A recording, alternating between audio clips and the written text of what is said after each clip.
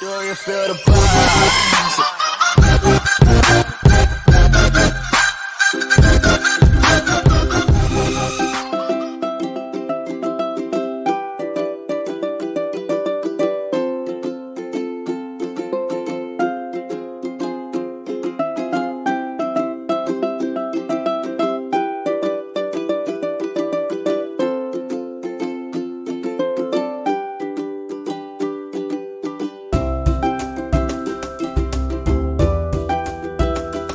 Tiga.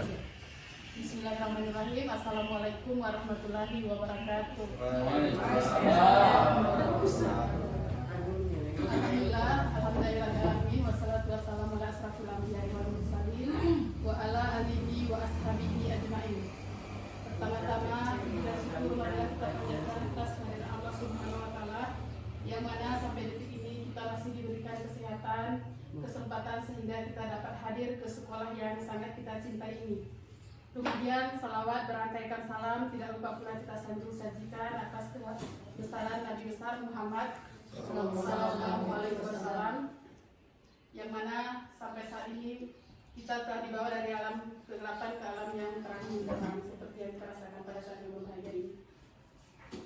Yang saya hormati Ibu Kepala Sekolah SMP Negeri 1 Langgerango, yang saya hormati Bapak Wakil Kepala Sekolah, yang saya hormati Bapak Ibu Dewan Guru beserta staf karyawan SMP Negeri 1 Langgerango.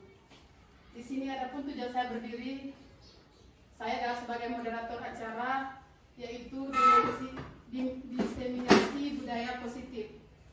Dan acara yang pertama, langsung saja acara yang pertama, pembukaan diseminasi budaya positif yang akan disampaikan oleh Bapak Galih SPD. Kepada Bapak, kami silakan dengan segala hormat. Assalamualaikum warahmatullahi wabarakatuh. Bismillahirrahmanirrahim. Rabbi shrah li sadri wa yassir li amri wahlul 'uqdatam min lisani yafqahu qawli. Yang terhormat kepala sekolah SMP Negeri 1 Langgerango serta wakil, yang kami hormati Bapak Ibu Dewan Guru, dan yang kami hormati Pak Dian selaku calon guru penggerak angkatan ke-6 di Bayruas. Alhamdulillah, marilah kita panjatkan puji syukur kepada Allah Subhanahu wa taala karena kita masih diberikan kesehatan sehingga bisa melaksanakan kegiatan diseminasi guru penggerak, calon guru penggerak. Kemudian sholawat serta salam marilah kita haturkan kepada junjungan kita Nabi Muhammad sallallahu alaihi wasallam yang kita nantikan syafaatnya di yaumul kiamah nanti. Amin. Saya di sini mewakili kepala sekolah karena kepala sekolah berhalangan hadir. Yang pertama, mengucapkan terima kasih kepada Pak Dian selaku calon guru penggerak angkatan 6 karena sudah meluangkan waktu, sudah mau berbagi ilmu dengan kita di sini. Saya berharap guru penggerak ini nantinya akan menggerakkan sekolah kita, menjadi inspirasi bagi guru-guru yang lain untuk mau bergerak. Jangan hanya diam, karena pendidikan itu dinamis. Kita harus mampu menyesuaikan dengan kodrat zaman, kodrat alam peserta didik. Kemudian saya berharap kegiatan ini nanti Bapak Ibu juga bisa mengambil ilmu sebanyak-banyaknya dari calon guru penggerak agar bisa diterapkan di dalam pembelajaran di kelas masing-masing. Kemudian di sini saya selaku mewakili kepala sekolah akan membuka acara diseminasi budaya positif calon guru penggerak angkatan 6 yang dilaksanakan oleh Pak Dian Saputra. Saya nyatakan dibuka. Terima kasih. Sekian sambutan dari saya. Assalamualaikum warahmatullahi wabarakatuh. Waalaikumsalam warahmatullahi wabarakatuh. Terima kasih untuk kepada Bapak Galih yang telah mewakili kepala sekolah yang telah menyampaikan pembukaan. Selanjutnya, materi yang akan disampaikan, materi diseminasi budaya positif yang akan disampaikan oleh Bapak Dian Saputra. Kepada Bapak, kami silakan dengan segala hormat. Assalamualaikum warahmatullahi wabarakatuh. Waalaikumsalam warahmatullahi wabarakatuh. Terima kasih saya ucapkan sebagai calon guru penggerak angkatan 6 yang berasal dari sekolah kita, yaitu SMP 1 Langgerango, yang telah diberikan ruang dan waktu untuk diseminasi budaya positif. Artinya bahwa di sini kita sama-sama saling belajar dan kita akan berupaya bagaimana saling tergerak, bergerak dan menggerakkan. Insya Allah, mudah-mudahan kita di sini akan ada penerusnya yang mencoba di angkatan berikutnya itu ada 2 orang. Mudah-mudahan kita doakan akan lulus dan kita bisa seluruhnya berkolaborasi dalam tingkat namanya menggerakkan sekolah. Artinya sekolah kita usahakan berupaya semaksimal mungkin sesuai kemampuan kita untuk bisa menjadi garda terdepan. Jadi terima kasih kepada Ibu Kepala Sekolah ataupun perwakilannya, Bapak Wakil Kepala Sekolah Pak Gali, dan terima kasih pula kepada moderator serta guru-guru rekan-rekan saya yang saya banggakan di sini. Saya hari ini akan mempresentasikan tentang diseminasi budaya positif. Nah, di sini adalah tim pendidikan calon guru penggerak angkatan ke-6 Kabupaten Gailos, yaitu fasilitatornya oleh namanya Bu Nancy Marwarinda. Kemudian calon guru penggeraknya adalah saya sendiri, dan kemudian pengajar praktiknya itu mungkin Bapak Ibu sudah mengenalnya bahwa di sini juga Pak Zulkarnain yang bertugas menjadi kepala SD 1 Tripejaya. Dan forum diskusi pada hari ini adalah ada 4 modul yang sudah kami lakukan, sudah kami diskusikan. Artinya modul-modul ini sudah ada berjalan, kira-kira kami berjalan sudah hampir mendekati 2 bulan lebih. Jadi program diskusi ini sudah kami nyatakan bagaimana kami melakukan dengan bentuk forum diskusi Jimit, artinya daripada Google itu sendiri, kemudian dari diskusi kecil, dari WA group juga sudah ada. Jadi ada 4 modul yang sudah kami lewati, dan sekarang ini kami menghadapi namanya modul kedua. Artinya Bapak Ibu, guru penggerak ini kami senangnya kita pertama namanya IT itu tidak bisa, tetapi karena keadaan terpaksa itu kita akhirnya bisa. Jadi pembelajaran itu kita lakukan secara mandiri agar kita bisa meningkatkan kualitas diri kita. Jadi sudah ada 1 modul, kami masih menghadapi modul 1 sudah terdiri dari 4 bentuk.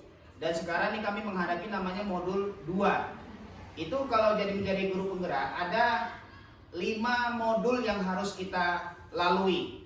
Setiap modul artinya agak sedikit perasaan kita rasa senang, letih, menyenangkan, serta kerjasama yang luar biasa, dan kita mungkin bisa curahkan ke sekolah kita. Artinya di sini saya bukan mengajari, tapi di sini saya adalah saling belajar. Saya juga belum sempurna. Artinya kita manusia ini tidak ada namanya kesempurnaan, tapi tetap saya akan belajar dan saya akan memberikan pelajaran yang saya tahu kepada Bapak Ibu, mungkin sama-sama kita akan bermanfaat. Modul pertama yaitu filosofi Ki Hajar Dewantara, yang kedua adalah nilai dan peran guru penggerak, dan ketiga adalah visi guru penggerak, dan kemudian keempatnya adalah budaya positif. Filosofi Ki Hajar Dewantara itu yang pertama adalah ingaso sung tulodo, artinya memberi teladan. Kemudian ingmadia mangunkarso, membangkitkan atau menggugah semangat. Tukuri handayani, memberi dorongan, moral dan semangat. Kemudian petani benih dan sawah, artinya guru di sini layak sebagai seorang petani. Bagaimana kita menanam benih di sebuah persawahan itu, kita akan juga menuai hasilnya. Jadi layaknya kita guru ini hanya sebatas bagaimana kita menanam, merawat. Jadi seperti itulah kita kepada siswa kita. Kemudian berhamba pada murid.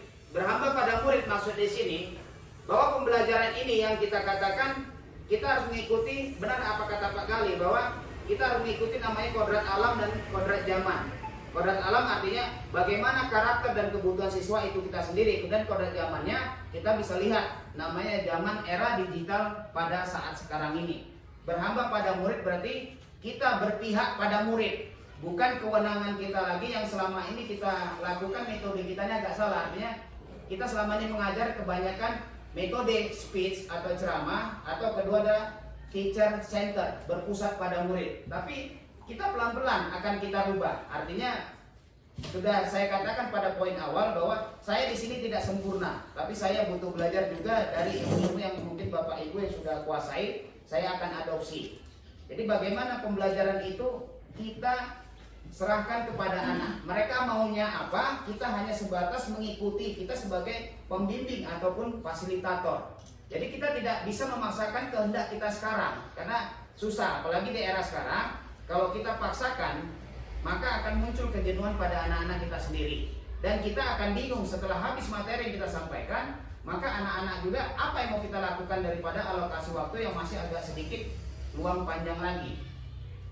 Tadi sudah dijelaskan kodrat alam dan kodrat zaman. Kemudian tujuan pendidikan adalah menuntun segala kodrat yang ada pada anak agar mereka mencapai keselamatan dan kebahagiaan yang setinggi-tingginya sebagai manusia dan anggota masyarakat. Maksudnya di sini Bapak Ibu, kita menuntun kodratnya mereka itu apa? Apa keinginan mereka? Kita harus memberikan keselamatan dan kebahagiaan dulu kepada mereka. Bagaimana kita berikan ruang itu kepada mereka itu berbentuk rasa aman, nyaman, menyenangkan atau membahagiakan bagi mereka. Artinya bagaimana kita belajar untuk menurunkan ego kita sebagai guru. Kita ikuti dahulu. Jadi banyak cara-cara yang kita bisa pelajari.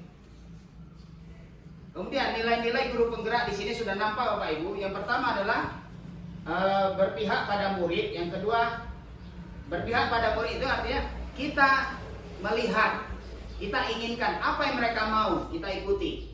Mereka ingin belajar yang bagaimana? Mereka belajar secara kebanyakan praktik, iya. Kita apa? Ya ikuti saja. Tapi kita hanya sebatas sebagai pembimbing dan memfasilitator kebutuhan mereka. Kemudian mandiri. Mandiri di sini ini banyak ditujukan kepada kita Bapak Ibu.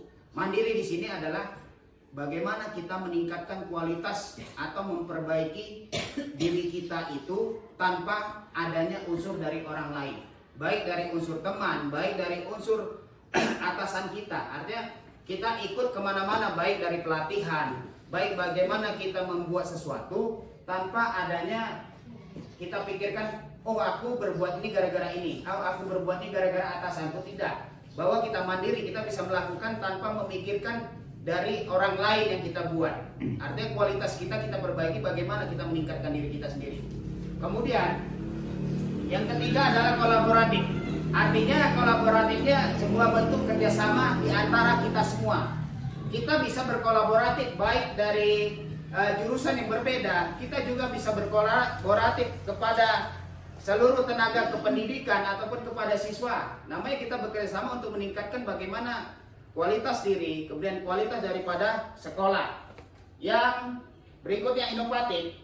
Inovatif ini adalah sebuah dasar usaha kita menciptakan bagaimana inovasi dalam pembelajaran. Apa sih yang kita inginkan untuk bisa membuat minat anak itu lebih menarik, membuat anak itu kepada kita lebih tertarik. Artinya kalau kita membuat sebuah inovasi pembelajaran, sebuah terobosan baru, pasti anak-anak kita akan penasaran. Oh, bapak itu buat apa? Oh, ibu itu buat apa? Itu pasti ada dalam hati mereka. Walaupun mereka tidak berani menyebutkan yang kita buat, tetapi mereka sudah dengan menarik minat mereka, kita sudah ada kemenangan kita untuk mengajak mereka dalam belajar.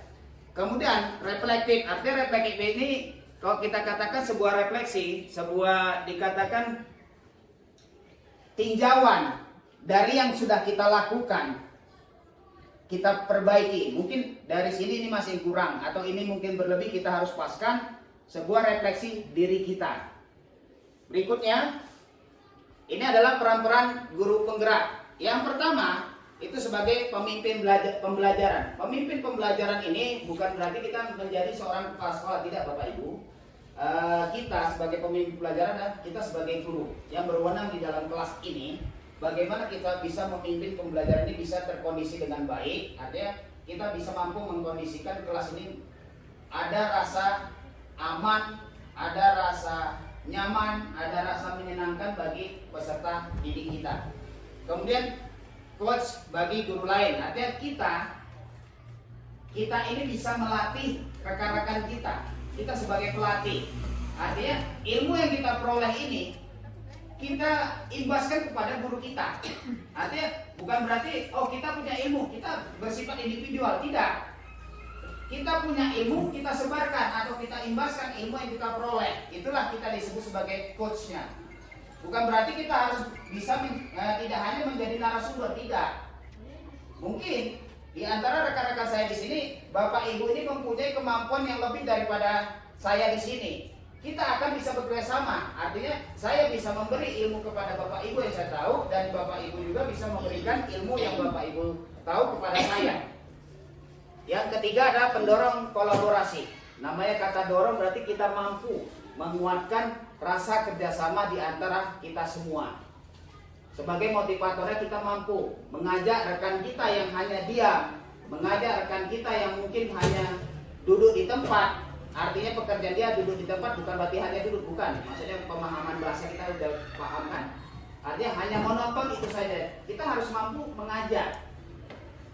Yang ketiga adalah penggerak komunitas praktisi. Artinya penggerak komunitas praktisi, komunitas ini sebuah kumpulan atau grup. Bukan hanya yang terjadi namanya MGMP, tidak. Di dalam kegiatan kita di sekolah saja kita sudah memiliki namanya komunitas. Contoh kita duduk sini sudah komunitas. Artinya saya punya kemarin ada ide sedikit agak tapi menarik bagi rekan-rekan dari sekolah lain. Padahal hanya terlintas di benak saya langsung terbuat. Artinya saya buatkan sebuah model demonstrasi bahwa sekolah kita sebenarnya sudah punya komunitas kecil yang saya sebut sebagai GURTAP, Pak Gali. Artinya guru mantap SMP 1 Blandramu. Artinya pembahasan yang sering kita peroleh walaupun tidak secara formal seperti ini, tapi kita lakukan misalnya kita sedang duduk bertiga, berempat atau berapa, kita sering membahas namanya pembuatan RPP. Ya kan, kita sering lakukan. Kemudian membahas tentang bagaimana menghitung minggu efektif, menghitung prota, menghitung prosen. Itu sering kita lakukan tanpa kita sadari bahwa kita sebenarnya sudah membentuk namanya komunitas praktisi. Itu kita nggak sadari. Kita sambil cerita, sambil bercerita yang entah kesana kemari, tetapi komunitas kita sebenarnya sudah terbentuk, tapi kita tidak sadar. Itu yang disebut sebagai komunitas. Jadi kita juga setiap guru harus mampu menggerakkan bagaimana kita mengadakan sebuah diskusi baik di forum besar ataupun forum kecil. Kemudian mewujudkan kepemimpinan murid. Artinya kita mencetak generasi murid kita bisa menjadi seorang pemimpin. Bukan berarti pemimpin layaknya dia memimpin daerah, tidak. Tapi memimpin belajar di sini dia mampu mengelola dirinya untuk bisa mengikuti pembelajaran yang baik. Dan dia bisa menjadi contoh teladan bagi kawan-kawannya lain sebagai pemimpin pelajaran. Jadi kita artikan bahwa pemimpin pembelajaran ini mempunyai makna kita tafsirkan harus yang seluas-luasnya. Kemudian di sini adalah rumusan visi guru penggerak.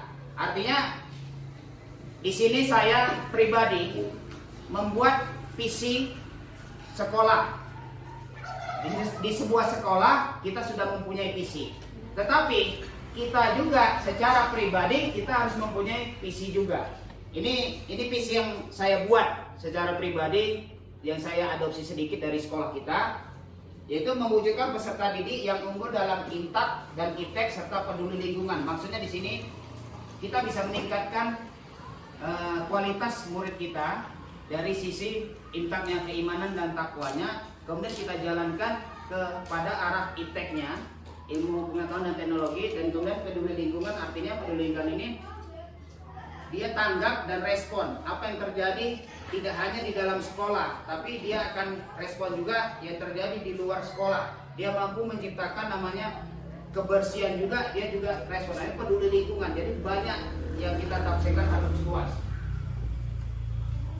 Indikatornya yang saya berikan di sini adalah indikator dari bentuk itu. Pertama, meningkatkan keimanan, ketakwaan kepada Tuhan Yang Maha Esa melalui penanaman budi pekerti dan program kegiatan keagamaan. Ini sudah kita jalankan. Makanya saya adopsi sedikit dari rumusan visi saya. Kemudian mewujudkan pengembangan kurikulum yang meliputi 8 standar pendidikan. tetap kita sudah ambil di kurikulum. Kemudian ketiga, mewujudkan pelaksanaan pembelajaran aktif, inovatif, kreatif, efektif, dan menyenangkan dengan pendekatan saintifik. Kemudian, meningkatkan prestasi akademik dan akademik. Kita sudah jalankan semua, kita hanya sedikit saja merumuskan visinya. Meningkatkan sikap kejujuran, disiplin, peduli, santun, percaya diri dalam berinteraksi dengan lingkungan sosial dan alam.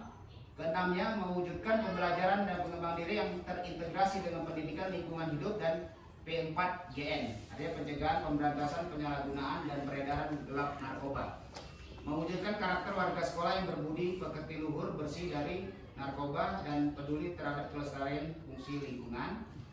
Dan kedelapan, mewujudkan kondisi lingkungan sekolah yang bersih, asri, dan nyaman untuk mencegah pencemaran dan kerusakan lingkungan. Jadi di sini sudah nampak dari rumusan kecil visi penggerak di sini guru ada saya sendiri. Sudah ada 8 indikator. Kemudian di sini prakarsa perubahan, artinya bagaimana kita meningkatkan sebuah perubahan. Artinya saya mengambil sisi yang satu dari nilai-nilai guru penggerak yaitu kreatifnya. Yang kita ketahui tadi kita Yang kedua telah selesai. nilai guru penggerak itu ada beberapa, pertama berpihak pada murid, mandiri, kolaboratif, inovatif, kreatif, dan reflektif. Jadi kita ambil di sini, saya ngambil yang reflektif aja, kreatif. Kemudian, disinilah masuk kepada kita perkecil kembali. Rancangan strategis prakarsa perubahan tahapan bagja. Artinya kalau kita ingin membuat, kita harus mempunyai aturan namanya bagja, BAGJA, bagja. Ya, di sini ada pengertiannya Bapak Ibu. Tadi sudah nampak di garis besarnya inquiry, apresiatif, bagja, dan ini definisi pengertian yang kita ambil. Paradigma inquiry apresiatif atau IA merupakan pendekatan manajemen perubahan yang kolaboratif dan berbasis kekuatan. Konsep inquiry apresiatif ini pertama kali dikembangkan oleh David Coverider, Nobel and Max Grace 2016. Inquiry apresiatif dimulai dengan menggali hal-hal positif, keberhasilan yang telah dicapai, dan kekuatan yang dimiliki organisasi sebelum organisasi menapak tahap selanjutnya dalam merencanakan perubahan. Inquiry apresiatif percaya bahwa setiap orang memiliki inti positif yang dapat memberikan kontribusi pada keberhasilan. Inti ini merupakan potensi dan aset dari organisasi untuk dikembangkan. Jadi di sini adalah definisi tentang bagaimana kita akan membuat alur namanya bagja yang melalui pendekatan atau paradigma inquiry apresiatif. Ini tahapannya bagja. Yang pertama ini sudah sebuah alur singkatan. Yang pertama B ini disebut sebagai buat pertanyaan. A. Ambil pelajaran. B. Gali mimpi. C. Jabarkan rencana. Dan A adalah atur eksekusi. Jadi bagja ini merupakan sebuah singkatan. Bagaimana langkah-langkah sebuah metode yang kita membuat dalam visi kita. Karena setiap orang pasti memiliki visi. Dan nggak mungkin kita visi-visi sekolah itu ke visi umum, tapi visi dari sebagai guru, sebagai kita pribadi, kita harus mempunyai visi. Apa yang kita targetkan dalam pembelajaran, apa yang kita ingin capai dalam keberhasilan seorang murid. Yang pertama adalah buat pertanyaan, itu define, disebut define. Ini ada pertanyaannya. Ini khusus pada ruang pembelajaran saya sendiri. Saya ngambil rumusan pada pembelajaran saya sendiri, khususnya di bahasa Inggris. Media pembelajaran PT apakah yang cocok pada materi pembelajaran bahasa Inggris? Jawabannya atau tindakannya ini membuat media yaitu media serbaneka. Media serbaneka ini artinya seluruh media yang bisa kita buat tanpa ada misalnya keterbatasan dari sekolah yang kita miliki, apa yang bisa kita buat. Makanya saya mengambil media, terkadang media mengajar yang saya ambil adalah media serbaneka. Karena kalau kita ambil misalnya media visual kan kita harus mempunyai, media audio juga kita harus mempunyai. Tapi kalau serbaneka itu semua masuk, baik visual, audio ataupun segala sesuatu. Apa yang bisa kita lakukan, maka ya itu saja, tanpa kita atau tanpa kita melihat misalnya yang di dalam sekolah ini ada atau tidaknya. Jadi kita yang bisa buat banyak. Kemudian apakah yang harus dilakukan dengan menggunakan media pembelajaran efektif tersebut? Ini di sini saudara menjelaskan dan menentukan materi pembelajaran bahasa Inggris dengan memanfaatkan berbagai media. Dan apa sajakah yang diperlukan dalam membuat media pembelajaran efektif tersebut? Mempersiapkan alat dan bahan pada materi pembelajaran. Kemudian yang A adalah ambil pelajaran atau discover. Aktivitas apa saja yang dapat dilakukan untuk mendapatkan pembelajaran yang efektif melalui media serbaneka tersebut? Pertama, kita tetap melibatkan anak kita ya, meminta siswa untuk berkelompok sesuai kelompok yang sudah ditentukan dan mengamati realita contoh benda kenyataannya. Kemudian kedua, meminta siswa mengumpulkan informasi berdasarkan contoh realita benda dan buku paket. Ketiga, meminta siswa mengerjakan lembar kerja secara kelompok, mendorong siswa untuk melakukan presentasi hasil kerja kelompoknya. Sebenarnya ini sudah kita lakukan oleh Bapak Ibu, cuma secara praktik kan sudah. Tapi terkadang nama ini, itu pun saya sering sering bertanya kepada fasilitator saya. Sebenarnya guru-guru kita di sini seluruhnya sudah mengerjakan, sudah melakukan, tetapi secara teori atau secara namanya kita nggak tahu. Banyak kita lakukan dari pembelajaran yang sudah-sudah. Kemudian yang G adalah gali mimpi atau dream. Ini pertanyaannya ada, aktivitas apa saja dapat dilakukan untuk mendapatkan pembelajaran efektif melalui media serbaneka. Kemudian tindakan apa yang kita lakukan daripada menggali mimpi. Meminta siswa untuk berkelompok sesuai dengan kelompok yang sudah ditentukan. Dia, ini sama. Yang berikutnya adalah J. Langkah pembelajaran efektif yang pertama dapat dilakukan yaitu membuat rencana langkah pembelajaran dengan menggunakan berbagai metode pembelajaran efektif. Kemudian membuat catatan besar yang akan dicapai pada setiap submaterinya. Kemudian ketiga, menciptakan inovasi pembelajaran efektif, aktif dan menyenangkan. Kemudian melibatkan peran serta semua guru khususnya bidang studi bahasa Inggris untuk meningkatkan prestasi siswa. Artinya kita sebagai guru tidak bisa bekerja itu secara sendiri Bapak Ibu. Walaupun jurusan kita berbeda, tetap kita harus melakukan sebuah kolaborasi. Kita tetap harus sharing apa kekurangan atau bagaimana memperbaiki kualitas kita sebagai seorang guru. Kita tidak kalau ilmu ini tidak bisa kita simpan sendiri. Karena saya percaya ada sebuah kalimat yang tidak salah saya baca. Kalau kita memiliki ilmu tapi tanpa kita sebar ilmu itu atau kita imbas ilmu itu, maka saya yakin bahwa ilmu yang kita miliki itu akan hilang dengan sendirinya. Tetapi kalau ketika kita memiliki ilmu, kita akan sebar, maka ilmu itu akan tetap bertambah dan mungkin akan lebih luas. Karena memang saya yakin dan percaya ada sesuatu hal kasus yang bisa kita nggak dapati, tapi ketika teman bertanya, itu kita bisa mampu mencari jalan keluar. Artinya sebuah persiapan kita seandainya kita punya masalah tersebut, maka kita akan bisa menyelesaikan. Sama dengan imbas pembelajaran yang kita lakukan di sini. Kemudian terakhir adalah atur eksekusi. Ini pertanyaannya siapa saja yang mengarahkan dan memantau dalam rencana ini. Kemudian di sini siapa saja dilibatkan dalam rencana ini dan kapan usaha, serta bagaimana pencatatan kemajuan dan siapa yang akan menampung tentang kesulitan-kesulitan di sini. Di sini adalah alur tindakannya. Ini. Itu adalah alur babnya. Kemudian di sini kita ambil ke poin keempat, budaya positif. Budaya positif, disiplin positif dan nilai-nilai kebajikan universal. Kata disiplin berasal dari bahasa Latin atau disiplina yang artinya belajar.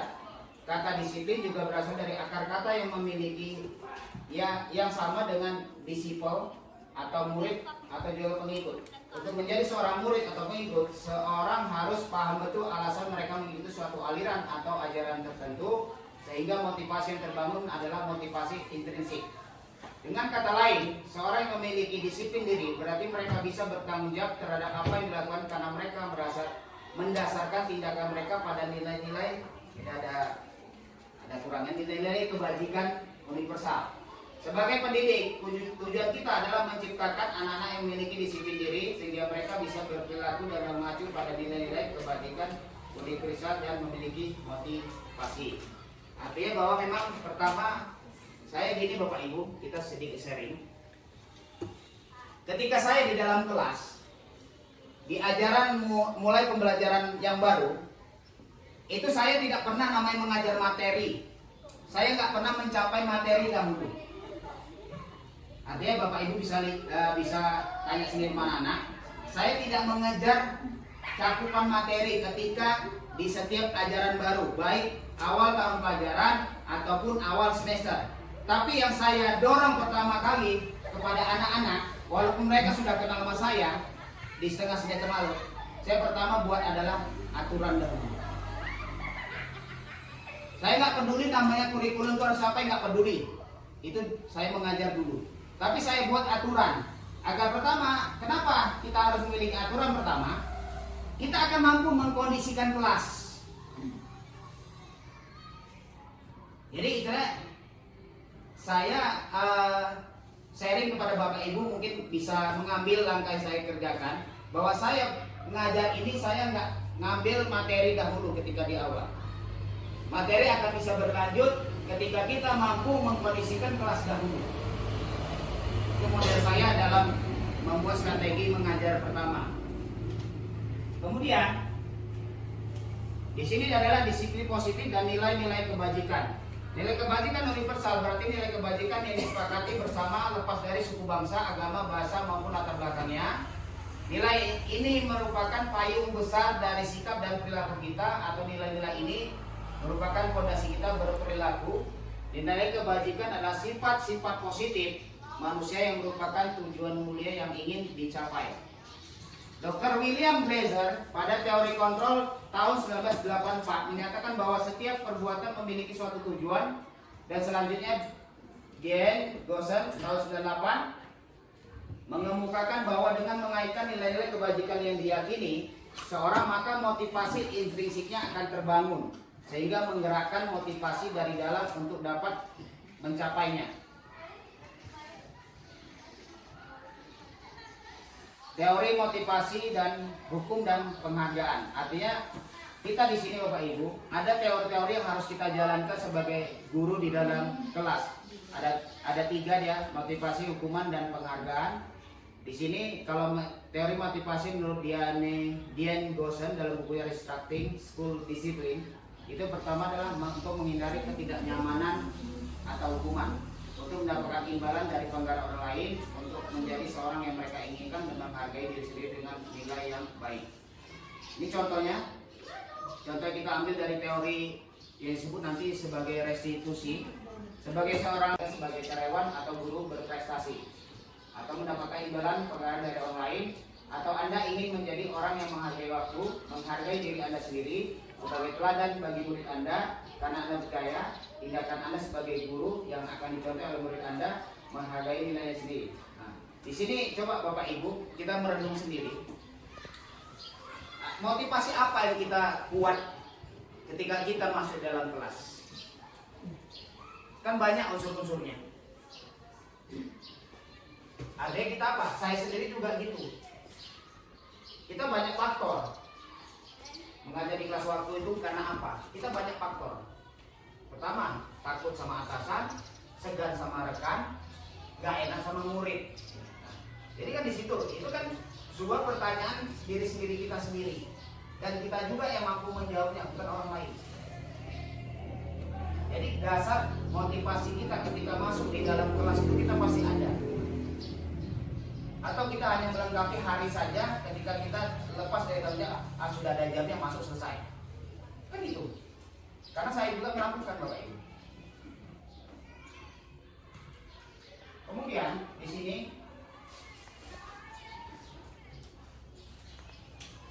kita lihat, bila di sekolah Anda tidak ada peraturan tertentu datang tepat waktu, dan tidak ada surat teguran bagi guru yang datang terlambat, dan tidak ada atasan murid Anda, apakah Anda tetap datang untuk mengajar murid-murid Anda? Nah, di sini kita kembali bertanya lagi. Kalau tidak ada aturan di dalam sekolah, itu kan semua pertanyaan ada dari motivasi intrinsik kita, dari dalam diri kita. Tidak ada teguran, kepala sekolah kan tidak memberi teguran. Mungkin ada tempati, ada. Tapi kan kembali kita. Artinya bagaimana kita memunculkan kesadaran diri kita sendiri. Kita bekerja tanpa ada orang lain. Itu kita lihat. Menurut Anda, ketiga jenis motivasi tadi, manakah paling banyak mendasari perilaku murid-murid Anda? Nah, ini kena juga kepada apa? Ada kaitannya ke murid kita.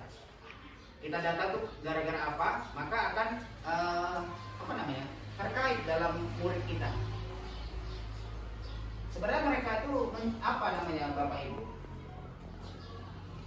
Mereka ingin sebenarnya mengkritik kita, tapi ada dasar yang tidak mempunyai keberanian mereka. Bagaimana cara berkalimat dengan guru? Kan itu udah. Sebenarnya mereka ingin ada sebuah kalimat yang mau mereka sebutkan kepada kita.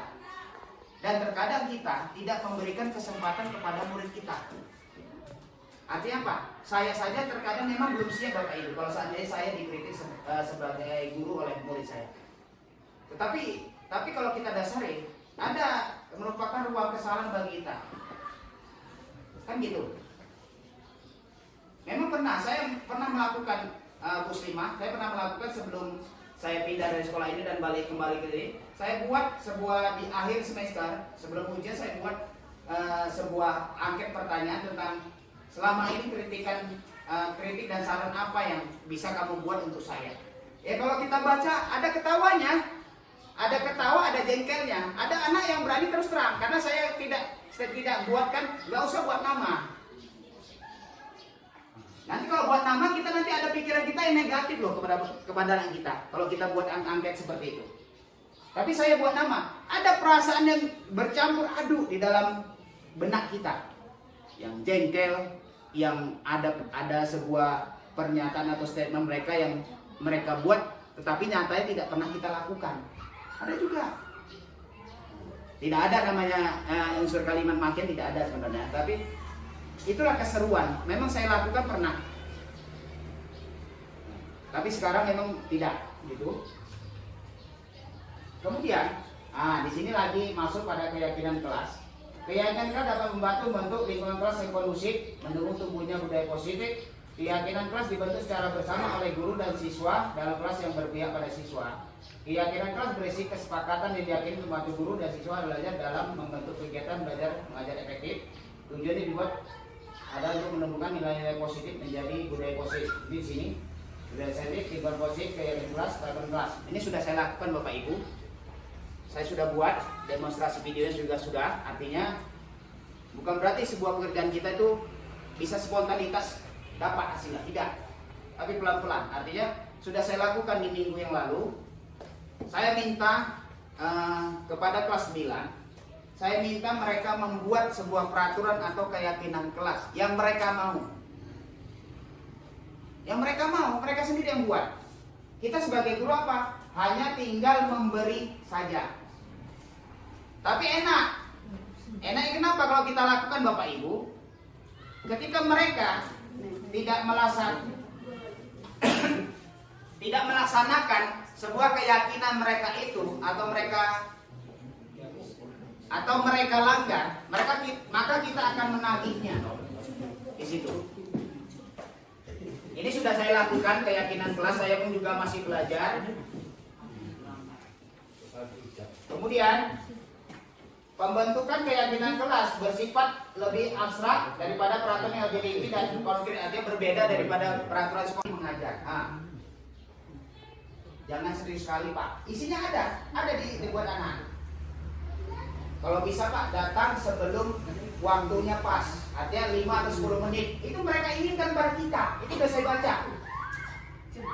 Sudah ada bukti fisik ya, artinya Bapak Ibu sudah ada bukti fisik saya, bentuk foto dan video. Ada semua. Dan mereka membuat ini sudah disepakati, mereka juga akan menandatangani. Jadi kalau mereka yang melanggar, kita kan tinggal menagih. Tapi bukan berarti pekerjaan ini nggak spontan Bu, nggak siap secara cepat, enggak. Ini contoh-contoh keyakinan kelas. Setiap anggota kelas perlu belajar, perlu senang, perlu melakukan tugas, atau perlu saling menghargai, merasa aman, kemudian bersikap positif, menjadi diri terbaik, percaya dan mengabaikan online serta barang miliknya, berkomitmen terhadap setiap tugas dan senantiasa membantu. Artinya kita buat dulu kembali pada poin pertama. Kita membuatnya kelas ini ada rasa aman dulu pada siswa, ada rasa menyenangkan dulu pada siswa dan kebahagiaan mereka. Ini contoh pertanyaan kebutuhan dasar pertanyaan pemantik. Ibu Ambar, guru wali kelas 2 di SD Pelita Hati, sedang bingung menghadapi ulah salah satu murid di kelasnya, yaitu bernama Doni. Beberapa anak di kelas 2A telah datang padanya dan mengeluhkan Doni yang seringkali meminta bekal makan siang mereka dengan paksa. Jika Anda menghadapi situasi seperti Ibu Ambar, apa yang Anda lakukan? Menurut Anda kira-kira apa alasan Doni melakukan di sini? Nah, di sini sudah ada, Bu. Dari contoh ini sudah ada, inilah. Nah, ini bisa kita ambil. Alasan Doni ini meminta bekal siang, selalu minta bekal siang kepada kawannya. Ini gara-gara apa? Ada 5 nih. Penguasaan, kasih sayang dan rasa terima, kebebasan, kesenangan, dan bertahan hidup. Jadi kita harus juga kita lihat apa namanya, Bu? Mampu kita lihat dasar dari anak-anak, keinginan dia atau dia berulah itu gara-gara apa? Kan harus tahu, kita kan nggak hanya kita bisa memvonis. Itu banyak salah, saya sering salah, saya akui. Kita sama-sama sering melakukan kesalahan. Ketika anak melakukan kesalahan, kita tidak lihat dulu sisi yang di belakangnya, gara-gara apa mereka melakukan. Pasti ada satu hal. Contoh misalnya kurang perhatian di dalam keluarga, itu bisa. Jadi di sini juga dia, kalau saya ambil, dia bertahan hidupnya. Kenapa dia sering ambil makan siang? Mungkin di dalam ketika berangkat ke sekolah belum tentu orang tuanya memberikan makan siang kepada anak kita. Ini lagi ya contoh sebuah pertanyaan dari pemantik itu. Nah, di sini Bima, seorang anak TKB, selalu berlari ke luar kelas menuju jalan raya depan sekolah yang ramai dengan kendaraan. Tingkahnya membuat guru Bu Ani bingung dan seringkali lari mengejarnya. Ada beberapa kemungkinan jawaban yang diberikan Bimo. Yang pertama apa? Aku senang main kejar-kejaran dengan ibu, guru seru. Ibu kejar aku karena ibu guru sayang pada aku. Aku hebat kan bisa bikin ibu kejar aku. Aku bosan belajar mewarnai terus di dalam kelas. Jadi di sini sudah ada nampak contohnya. Motivasi yang melandasi dia berbuat ulah itu apa? Kalau jawaban yang kita ambil spesifiknya di sini adalah aku hebat, bisa bikin guru kejar aku. Dia mendominasi adalah sebuah bentuk penguasaan diri. Dia ingin berkuasa dari dominasi atau motivasi yang dilakukan. Di sini sudah ada penguasaan. Kalau yang tadi adalah bentuk dari bertahan hidup, landasan dari dia mengulang. Dan ada contoh lain lagi, ini bisa kita lewatkan. Ini kita tinggal memilih dasar dari landasan dia membuat sebuah ulah. Di sini kita sudah ada nampak Bapak Ibu. Posisi kita sudah ada. Kita sebagai guru memiliki posisi. Kita sebagai pembuka, pembuat merasa bersalah, sebagai teman, pemantau atau manajer. Kita lihat di sini kalimat berikut. Awas ya kalau lain kali telat mengerjakan tugas lagi. Kalau orang tua kamu tahu gimana? Ayo bantu demi solidaritas. Apa peraturan yang berlaku di kelas kita? Kemudian apa rencana kamu untuk memperbaiki ini? Manakah yang lebih sering Anda katakan ketika menemui anak yang melakukan kesalahan? Jadi ini 5 posisi kontrol kita sebagai apa? Kemudian ini contoh video Bapak Ibu. Kok jaringannya bisa enak ya? Kontrol kita. Pada video kali ini kita akan membahas tentang 5 posisi kontrol yang dikembangkan oleh Diane Dawson dan contoh penerapannya.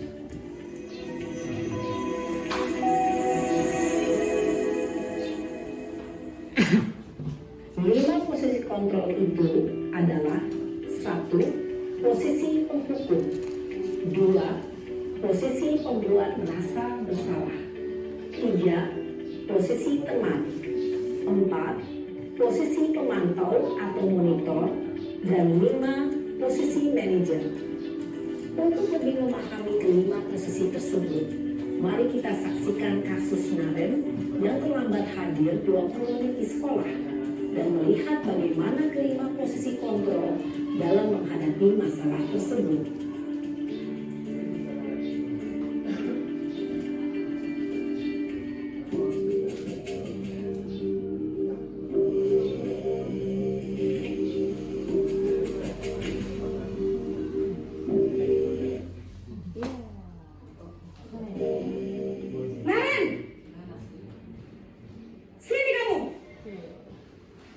Ini posisi kemungkinan sebagai guru ini posisi pembukunya. Selalu terlambat. Kamu deh pasti terlambat. Maaf Bu, saya Apa coba? Alasan kamu apa lagi? Kapan sih kamu tidak terlambat? Malas sekali ya kamu jadi anak. saya Dasar pemalas. Gak kapok-kapok sih kamu. Sudah berapa kali terlambat? Sana, kamu keliling lapangan basket 2 kali. kenapa saya harus keliling lapangan basket Bu? Kenapa? Kamu ngelawan ibu. Berani-beraninya jawab. Sudah terlambat, masih berani jawab pula. Sekarang, keliling lapangan basket 5 kali sekalian. Biar kapok. Cepat. Pergi sana ke lapangan basket. Posisi pemukul biasanya berbicara dengan nada tinggi, menghardik, menunjuk-nunjuk, menyakiti, dan menyindir. Hukuman bisa berupa fisik maupun psikis. Ibu dan bapak guru hebat. Dampak yang terjadi pada murid ketika guru berada pada posisi pemukul adalah murid cenderung akan memberontak, bahkan menyimpan dendam.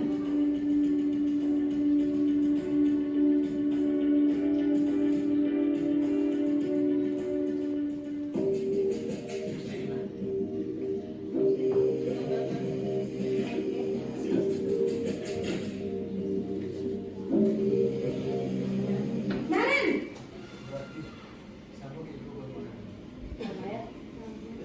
Selamat pagi Bu. Naren. Kamu kenapa terlambat lagi, nak? Ya Tuhan, Naren. Kamu senang ya bikin ibu susah ya? Kalau kamu terlambat lagi, nanti ibu yang ditegur bapak kepala sekolah, nak. Disangka ibu tidak bisa melunak kamu. Duh, gimana ini? Maaf Bu, Duh, Gusti Naren. Kamu suka ya kalau ibu tegur bapak kepala sekolah? Terus, sekarang ibu harus tulis apa ini di buku absen? Ini kamu sudah sering terlambat loh. Ibu harus apa coba? maaf Bu, maaf sekali. Ya sudah, lain kali jangan bikin ibu susah lagi ya nak ya. Ibu tidak akan kuat lagi kalau kamu begini terus. Bisa jantungan kalau ibu tegur bapak kepala sekolah. Sana cepat kelas. Maaf ya Bu, maaf sekali. Posisi pembuat rasa bersalah berbicara dengan nada tenang, cenderung lembut. Namun kata-kata yang diutarakan membuat murid merasa menjadi orang yang gagal. Memandang buruk dirinya sendiri, merasa tidak berharga, dan tidak sanggup membahagiakan orang lain. Ketika guru mengambil posisi pembuat rasa bersalah, murid akan menganggap dirinya yang bersalah dan ia akan menyimpan emosi negatif tersebut di dalam dirinya.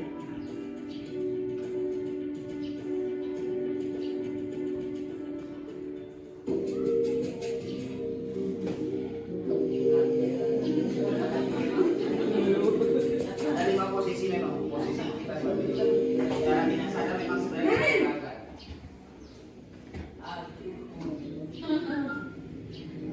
Selamat pagi Bu. Wah, sudah jam berapa ini nak? Terlambat lagi ya sayang. Iya Bu, habis Bu saya udah bangunkan saya Bu. Kamu malah menyalahkan ibu kamu. Kamu bukannya anak yang larinya paling kencang. Kok terlambat sih? Iya Bu, saya memang terlambat bangun tadi. Jadi biarpun saya lari kencang, tetap gak kejar Bu. Ya sudah sana, nanti lain kali larinya lebih kenceng lagi ya, biar gak terlambat lagi. Bikin seneng ibu, demi ibu, bisa kan? Bisa lah Bu. Ya sudah sana masuk kelas, ibu beresin urusan absen kamu. Kamu ini ada-ada saja. Dalam posisi teman, guru berbicara dengan nada suara ramah, akrab, cenderung bersenda gurau untuk menjaga suasana tetap santai. Murid akan merasa senang, aman, dan akrab dengan guru. Identitas yang tercipta adalah identitas sukses atau berhasil. Namun, perlu diingat, karena ini masih dorongan eksternal, maka ada faktor ketergantungan dari murid kepada orang tertentu. Di sini, guru absennya, sehingga di lain waktu, murid bisa berperilaku baik, namun hanya kepada orang-orang tertentu saja.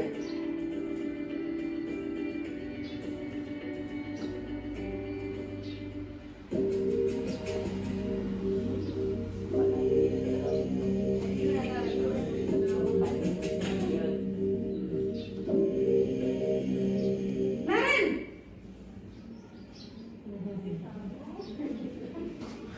Selamat pagi Bu.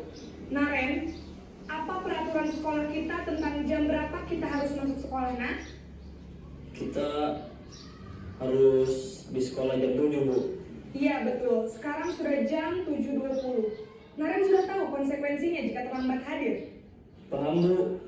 Saya harus tinggal kelas pas jam istirahat selama 20 menit. Iya benar, konsekuensinya demikian. Jadi nanti jam 9.30 pas istirahat, kamu harus tinggal di kelas, kerjakan tugas tambahan untuk ketertinggalan kamu, ya? Baik Bu. Posisi pemantau mengandalkan penghitungan atau data untuk mengontrol murid. Guru mengarahkan murid berdasarkan peraturan dan konsekuensi. Seorang pemantau menunjukkan bahasa tubuh dan ekspresi wajah yang datar dan cenderung formal.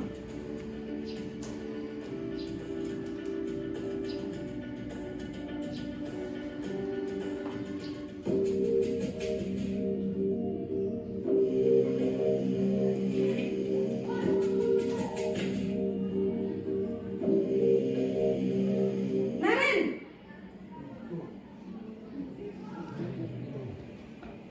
Selamat pagi Bu. Selamat pagi Naren. Maaf Bu, saya terlambat. Iya, sekolah masuknya jam 7, sekarang sudah jam 7.20. Jadi sekarang bagaimana ini Naren? Maaf Bu, saya lupa setel alarm saya semalam. Baiklah, menurut kamu, keyakinan sekolah yang mana yang perlu kamu tingkatkan? Menghargai diri sendiri dan orang lain mungkin ya Bu. Setuju. Jadi, apakah Naren meyakini prinsip saling menghormati tersebut? Iya Bu, saya meyakininya. Apakah Naren bersedia memperbaiki masalah keterlambatan ini? Bersedia Bu. Bagaimana kamu akan perbaiki masalah keterlambatan ini? Saya akan coba untuk tidak lupa menyetel alarm saya Bu. Baik, kalau Naren lupa menyetel alarm di rumah, ada orang yang kira-kira bisa bantu mengingatkan tidak? Ada Bu, kakak saya, Kak Emma. Ada lagi selain Kak Emma? Selain Kak Emma, ada ibu saya. Baik, jadi yang mengingatkan Naren adalah Kak Emma dan ibu kamu ya? Kira-kira akan mulai start alarm kapan nih Naren? Setelah pulang sekolah, akan segera saya lakukan. Baik, jadi Naren akan setel alarm untuk bangun besok pagi dan akan diingatkan oleh kakak dan ibunda Naren ya. Ada lagi yang mungkin perlu dilakukan Naren agar tidak terlambat bangun lagi? Tidak ada Bu. Baik Naren, terima kasih untuk kerjasama kamu. Sekarang kamu perlu kembali ke kelas untuk belajar. Baik Bu, terima kasih. Posisi manajer adalah posisi kontrol yang disarankan untuk membimbing murid memiliki sikap disiplin yang positif, yaitu murid yang mandiri, bertanggung jawab, dan dapat memecahkan masalah.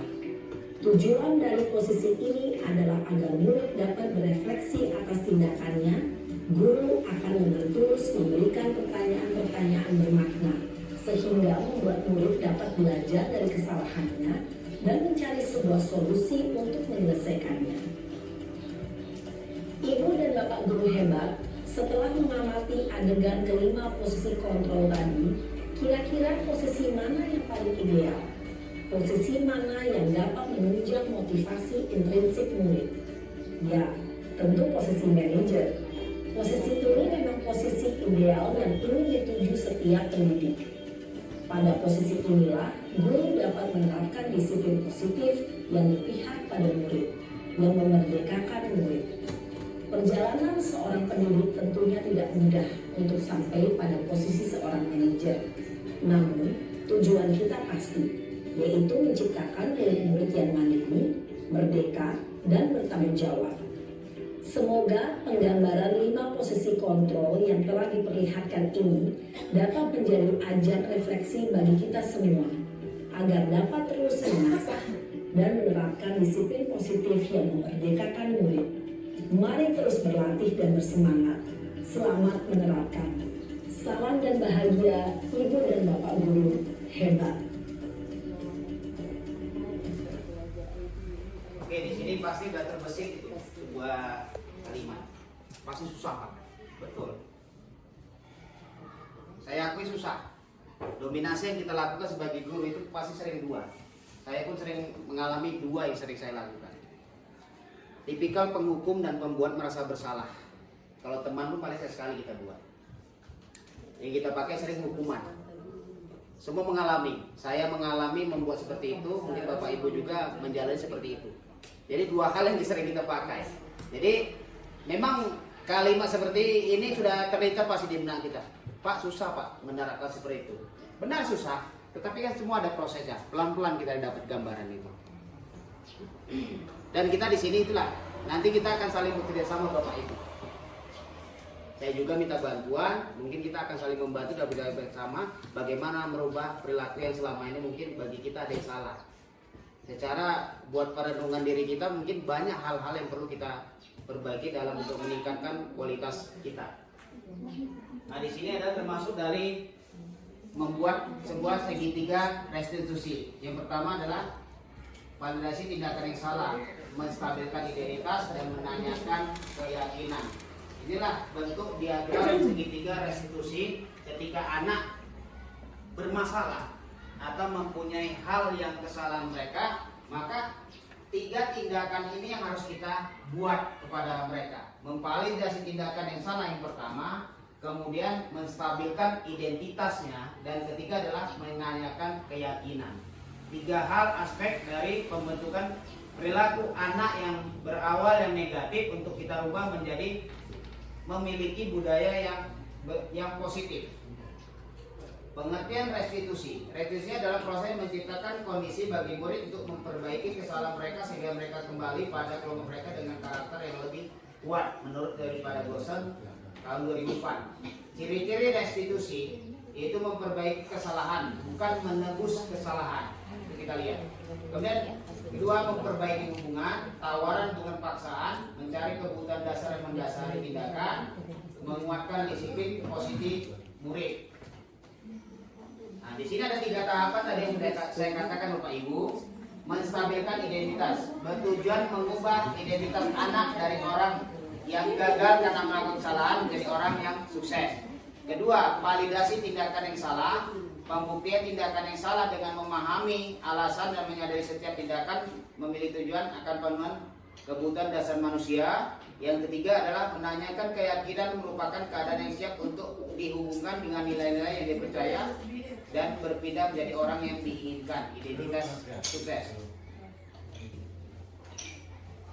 Ini adalah contoh terakhir Bapak Ibu, video bagaimana kita bisa belajar. Saya pun akan belajar juga bagaimana ada masalah terhadap anak. Ada 3 aspek dari 3 segitiga restitusi. Salam dan bahagia Ibu dan Bapak guru hebat.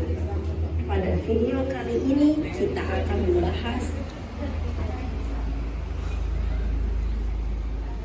ambil kalau kita menghadapi masalah suatu saat pada anak. sudah lama gak ketemu Sarah. Masa aku dikatain tukang fitnah, Pak? Ya aku marah lah. Aku balik ngatain Eka di depan kelas. Kesel banget. Oh begitu. Ya pasti kamu marah dan kesal. Bapak juga akan marah apabila ada yang menuduh Bapak seperti itu. Kemudian pada saat itu kamu mau melakukan apa? Ya saya langsung ngatain Eka lah, Pak. Kesel banget. Saya bentak-bentak dia di depan teman-teman lain. Oh begitu. Pasti kamu melakukan seperti itu karena suatu alasan tertentu kan? Iyalah, masa saya diam aja, Pak? Ya saya bela diri lah. Masa saya dituduh tukang fitnah? Ya wajar lah. Mempertahankan harga diri itu sesuatu yang penting buat kamu. Beruntung kamu tidak bertindak lebih gegabah lagi. Hanya membentak-bentak. Iya, Pak. Untung saya masih bersabar dan hanya membentak saja. Sudah gemes padahal. Saya pasti bela diri lah. Ya pasti ya. Tapi kamu memilih untuk tetap bertahan dan bersabar. Kamu memilih untuk tidak berbuat lebih parah lagi, bukan? Iya.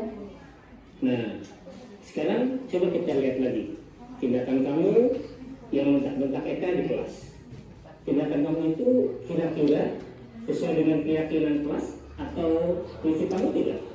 Enggak lah, Pak. Capek, Pak, jadi pemarah. Jadi keyakinan atau prinsip mana yang kurang sesuai dengan keinginan kamu? Ya, saya sebenarnya sangat menghargai orang lain.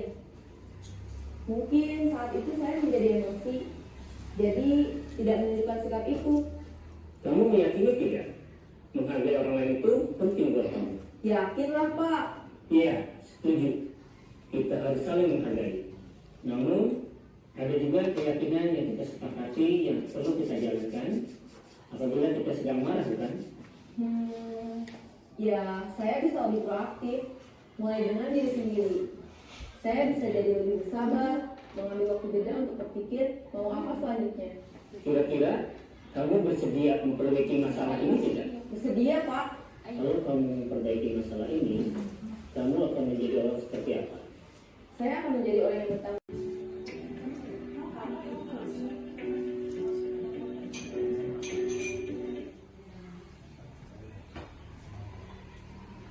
Baik, Bapak Ibu, itu adalah contoh penerapan yang bisa kita berarti kita di sini kan saling belajar, saling bagaimana bertukar ilmu dan bertukar pendapat.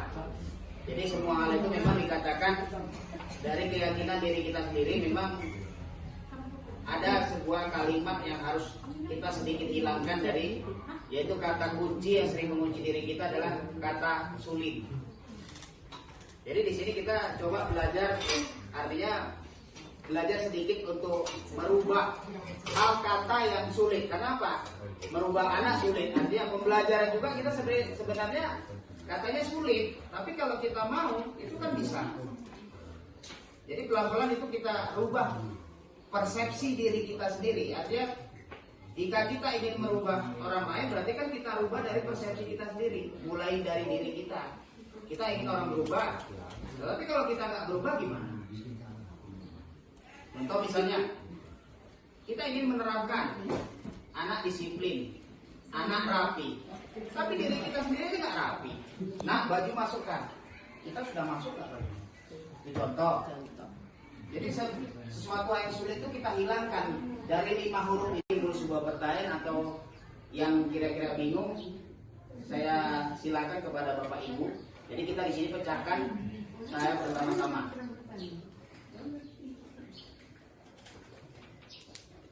Silakan Bapak Ibu, mungkin ada pertanyaan sedikit yang diberikan kepada saya dari pemahaman ini.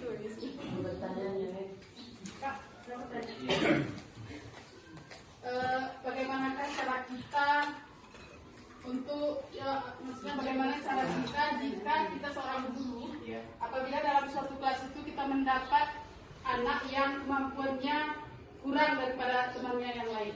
Tindakan apa yang harus kita di sini ya benar. Walaupun agak sedikit di luar konteks Bapak itu, tapi akan saya coba menjawab. Itu nanti ada sedikit namanya.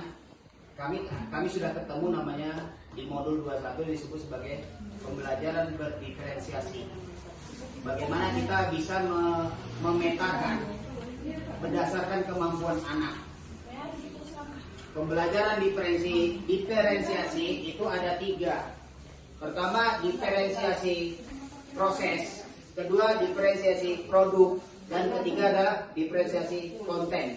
Jadi pada Bu Ria dan lain, kita kan sudah tahu sebenarnya ada 2 aspek ya Pak Galia. Ada 2 aspek. Yang pertama, di awal penerimaan murid baru, sebenarnya kita yang harus kita bedakan Bapak Ibu, tingkat kesulitannya. Mungkin dia tidak bisa baca, berarti ada hal yang simpel yang kita berikan sebuah bentuk daripada soal itu sendiri. Ya berarti kita harus mampu membuat, memahami, menganalisis, mengevaluasi murid kita sendiri. Dan kita sudah bina belum? Kan gitu. Kalau dia bisa, misalnya masih SMP kan masih ada, murid kita ini masih ada yang mungkin masih belajar mengenal huruf. Ya kita berarti porsi kita berikan berbeda dengan orang yang lancar dalam penggunaan soal. Tetap pada materi sama, agar kita apa? Membuat dia peran serta ikut terlibat untuk keaktifan dalam proses pembelajaran kita. Cuma hanya penugasan levelnya yang harus kita tahu. Dan kita bisa Bapak Ibu, kalau dalam pembuatan kelompok kita bisa sisip. Karena tugas kan banyak, ada tugas individu, tugas berpasangan, tugas kelompok. Ada level yang paling rendah, itu kita sisip saja kepada level tinggi. Itu bisa. Itu kalau tugas kelompok. Tapi kalau tugas individu, ya berarti penugasan levelnya yang paling bawah itu kita berikan ke dia.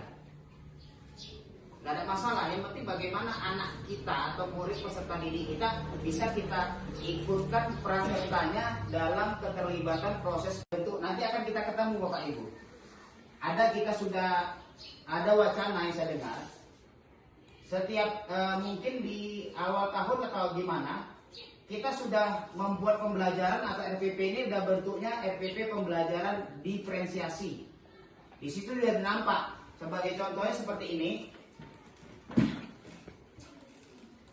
Ya belum masih jauh dari sempurna, tapi saya sudah mencoba.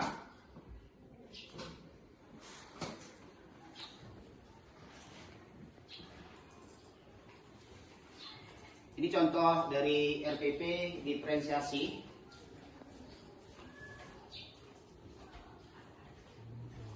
Nah, inilah. Ini contohnya.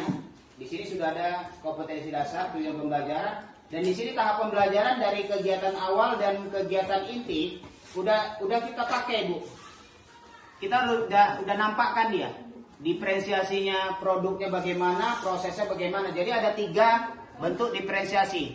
Bisa kita minimalnya kita pakai bentuknya 2 dari produk, konten atau proses. Ini udah kita pakai 2. Contoh misalnya proses ini, guru menayangkan video diferensiasi proses, contoh kata berisikan ungkapan harapan. Di sini kita buat. Kemudian di sini produknya, itu gaya belajarnya apa? Harus kita buat. Di sini kita buat. Kemudian di sini produknya, itu gaya belajarnya apa? Harus kita buat. Yang diinginkan mereka apa? Yang membuat mereka tuh tumbuh minatnya ketika belajar. Jadi sudah ada. Jadi intinya Bu Ria dan mungkin rekan-rekan saya semua, ketika anak berada di level bawah, kita tetap berikan tugas tentunya. Jangan kita biarkan. Kebanyakan apa selama ini apa? Keadilan kita sebagai guru sebenarnya ada. Ketidakadilan kita sebagai guru yang tidak kita sadari sebenarnya Bapak Ibu. Kita banyak berpatok kepada anak pintar. Padahal anak pintar itu kita kasih poles, mereka bisa belajar sendiri. Tapi anak yang kurang di bawah itulah sebenarnya yang perlu pendampingan lebih dari kita. Tidak hanya saya, kita semua pasti akan mengalami namanya proses ada kesalahan sedikit dalam pengelolaan kelas kita. Kita hanya peduli pada anak pintar, kita hanya condong kepada dia. Tapi kita lupa bahwa anak ini yang di level bawah ini sebenarnya mereka ingin bertanya tapi tidak berani. Dan kita tidak, namanya artinya kalau peribahasa kita tidak gayung bersambut, kita tidak datangi dia. Itu juga saya alami Bu. Kita semua di sini tidak luput daripada kesalahan, pasti ada sedikit lebih dari kita. tidak hanya saya, kita semua pasti akan mengalami namanya proses ada kesalahan sedikit dalam pengelolaan kelas kita. Kita hanya peduli pada anak pintar, kita hanya condong kepada dia. Tapi kita lupa bahwa anak ini yang di level bawah ini sebenarnya mereka ingin bertanya tapi tidak berani. Dan kita tidak namanya artinya kalau pribadi kita tidak gayung bersambut, kita tidak datangi dia. Itu juga saya alami, Bu. Kita semua di sini tidak luput daripada kesalahan, pasti ada sedikit. Oke, ada lagi Bapak Ibu? Silakan. Satu atau dua pertanyaan lagi kita berikan tentang seputar sini. Tadi sudah ada masuk kepada bentuk pembelajaran berdiferensiasi. Ada Pak Is? Ngomong sini Pak. Ya, silakan. Saya sangat tertarik dengan video yang Bapak tanyakan tadi. Ya. Yang terakhir saya lihat video itu tentang manajer. Posisi manajer ya. Ya, dari posisinya itu saya lihat sifat refleksi yang Buya sangat baik dibandingkan dengan posisi keempat. Ya. Dari penghukum Ya. tadi sudah ada masuk kepada bentuk pembelajaran berdiferensiasi.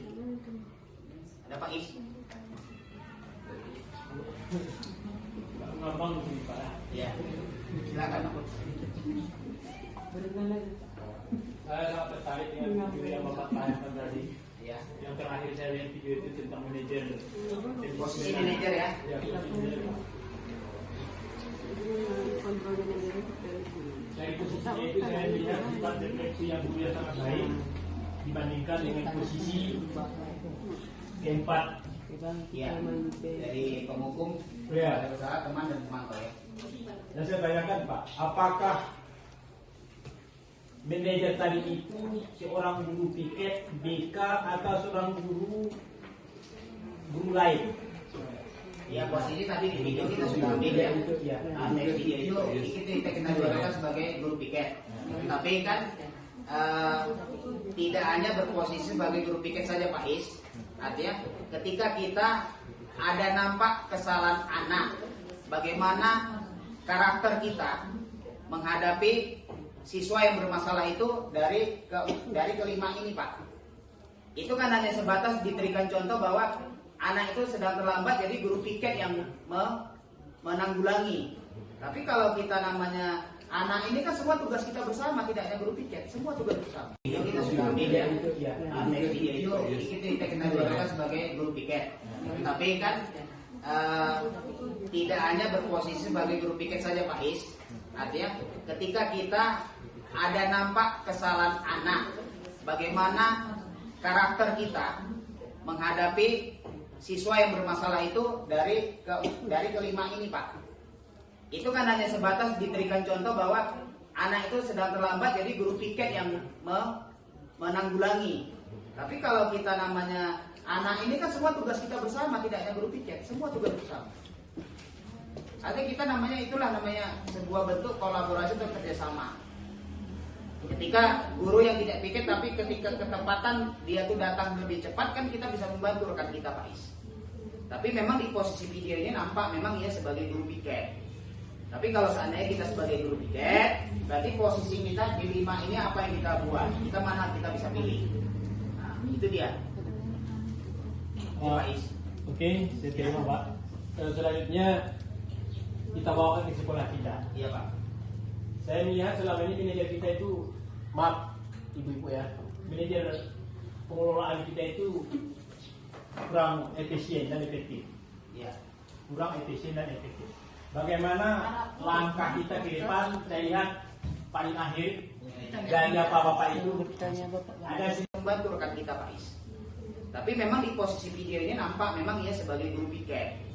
Tapi kalau seandainya kita sebagai guru piket, berarti posisi kita di 5 ini apa yang kita buat? Kita mana kita bisa pilih? Nah, itu dia. Pak Is. Oke, saya terima Pak.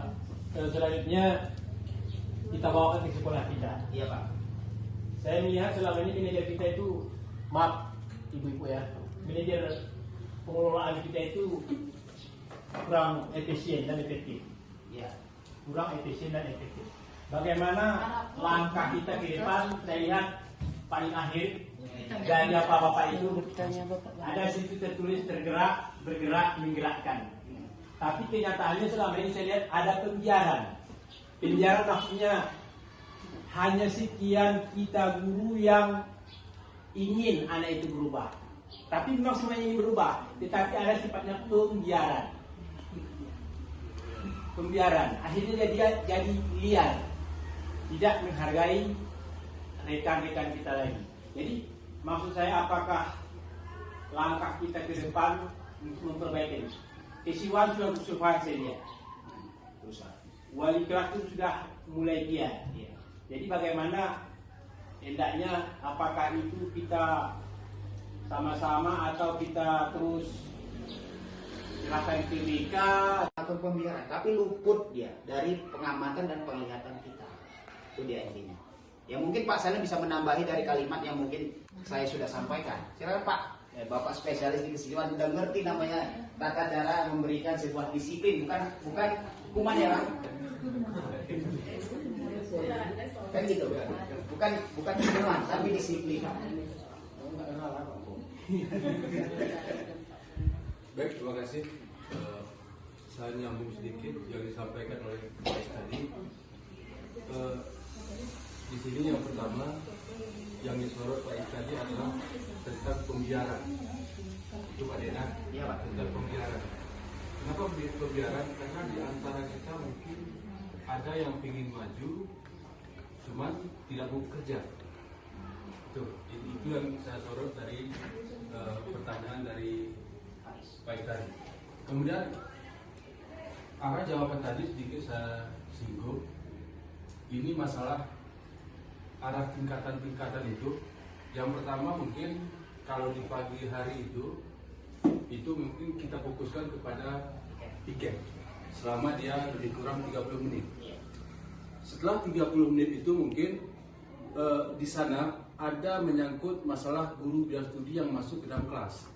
Kemudian dalam kelas itu, apabila ada anak di dalam kelas itu, apabila ada tingkatan itu, maka dimanfaatkan ada di sini yang namanya guru BK. Maka penyelesaian tahap di bidang guru itu terdapat di guru BK. Dan apabila permasalahan itu tercatatnya di guru BK, masalah itu tercatat letaknya di guru BK. Kalau seandainya guru BK itu tidak dapat menyelesaikan, maka ini dilanjutkan kepada kesiswaan. Kenapa seperti itu? Karena setiap masalah itu harus tercatat di guru BK. Maka guru BK itu tidak bisa, setiap masalah tidak bisa dilepaskan. Kemudian di balik itu, artinya ini maklum yang saya sampaikan. Sebetulnya kalau kita berbicara tentang guru BK itu secara otomatis dia itu harus standby seperti yang kita lakukan selama ini, standby dari kebiasaan kita jam 7.30 sampai dengan jam 1 selesai proses pembelajaran seperti yang dilakukan selama ini mungkin. Jadi guru BK itu harus standby. Kenapa? Karena anak-anak itu masalah itu muncul kapan saja. Jadi artinya ini seperti ini selama ini juga seperti itu. Jadi artinya yang kita sampaikan ini artinya untuk mempertegas kembali. Karena kadang-kadang ini mungkin. Jadi guru BK itu harus standby. Kenapa? Karena anak-anak itu masalah itu muncul kapan saja. Jadi artinya ini seperti ini selama ini juga seperti itu. Jadi artinya yang kita sampaikan ini artinya untuk mempertegas kembali.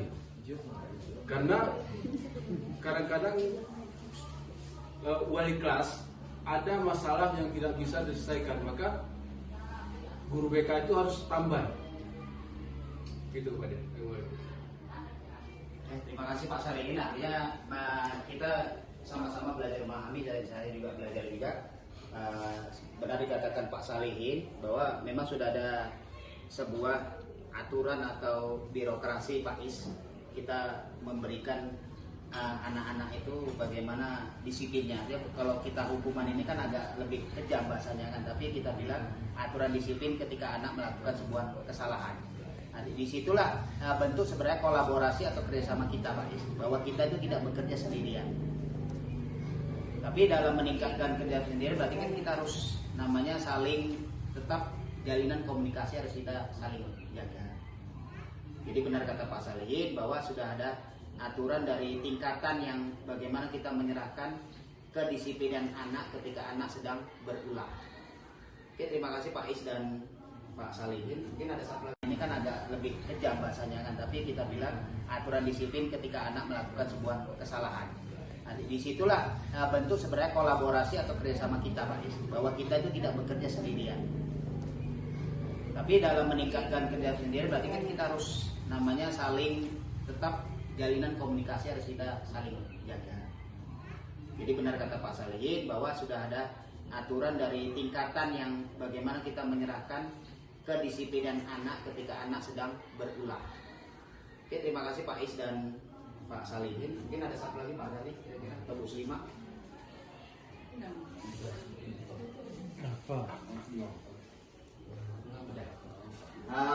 Ya, terima kasih Bapak Ibu atas kerjasamanya mendengarkan diseminasi tentang budaya positif yang saya sampaikan dan saya sajikan dari presentasi di sini.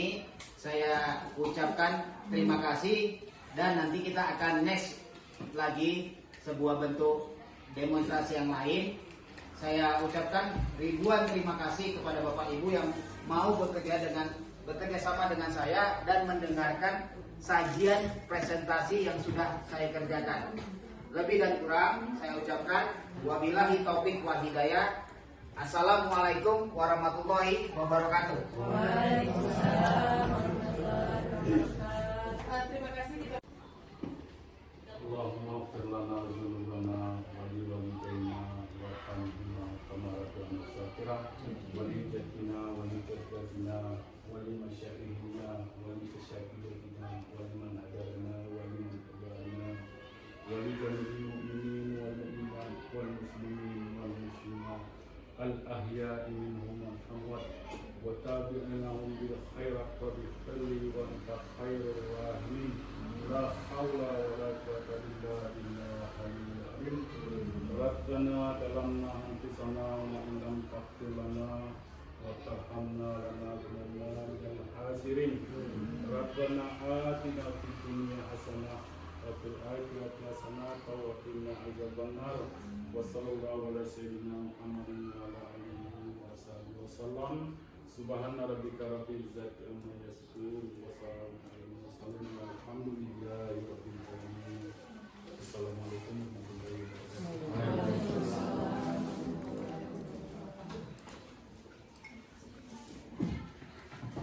Terima kasih kepada Bapak Muhammad yang telah menyampaikan doa. Mungkin untuk hari ini itu saja hasil presentasi kita. Assalamualaikum warahmatullahi wabarakatuh. Waalaikumsalam.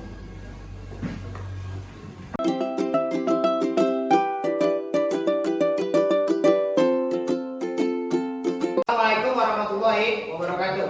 Waalaikumsalam warahmatullahi wabarakatuh. Oke, hari ini saya ingin meminta atau menanyakan sebuah namanya bentuk budaya positif. Budaya positif artinya adalah sebuah peraturan, sebuah perilaku. Bagaimana kita memiliki perilaku itu untuk membuat sebuah aturan yang dapat kita sepakati. Di sini ada dua jenis, yaitu pertama keyakinan kelas, yang kedua adalah tanda tangan. Tanda tangan ini adalah tanda tangan kalian. Keyakinan kelas di sini artinya bahwa yang kalian inginkan, yang kalian butuhkan di dalam kelas ini seperti apa? Kira-kira masuk kan? Sudah memang kita pahami kan? Keyakinan kelas ini, keyakinan artinya kesepakatan yang kalian mau ketika guru di dalam kelas itu apa? Contoh seperti ini. Tepat waktu, itu kan sebuah peraturan. Ngerti Ngerti kan? Itu sebuah contoh. Jadi artinya kalian punya aturan sendiri. Kami selintas sebagai seorang guru mengikuti dengan keinginan kalian. Tetapi dengan aturan yang kalian buat sendiri di dalam kelas, kalian mempunyai konsekuensi. Jaga, kita yang membuat aturan kan kita yang jaga. Jangan sampai kita katakan, saya buat peraturan, saya wajib datang tepat waktu, tetapi nyatanya sering terlambat. Nah, keyakinan kita. Coba kita rubah. Perilaku yang negatif, budaya yang negatif, kita rubah menjadi budaya yang positif. Jadi, saya di sini memberikan 2 lembar setiap orangnya untuk menuliskan keinginan dari atau kebutuhan yang kalian inginkan yang kita sepakati dalam aturan kelas ketika melaksanakan pembelajaran. Dan kita akan tahu konsekuensi kalau ketika kita melanggar itu sendiri. Kenapa? Kita yang bersumpah, kita yang berjanji, jangan sampai kita yang mengingkar. Jadi di sini setiap orang memiliki 2. Nanti ketika kalian sudah tulis, kalian akan tempelkan pada keyakinan kelas. Kita tempelkan dahulu, baru nanti kembali ke tempat posisi semula, duduk, dan satu persatu akan menandatanganinya untuk pada kesepakatan kelas itu sendiri. Paham kira-kira anakku? Kita laksanakan. Yang sudah mendapat kertas, maka langsung saja tulis keinginan kalian ketika belajar di kelas itu apa.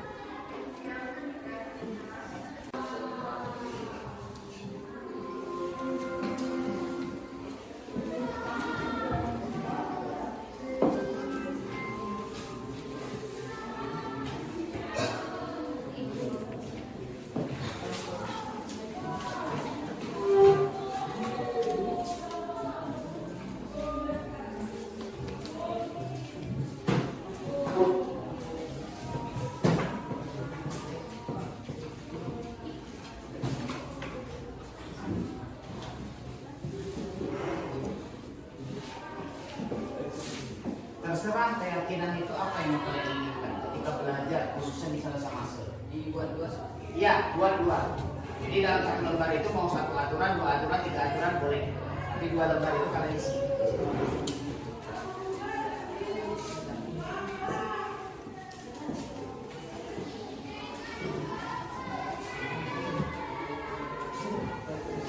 Buat aja aturan kalian, nggak usah tulis nama. Buat aja aturan. Jadi kita nampak di sini.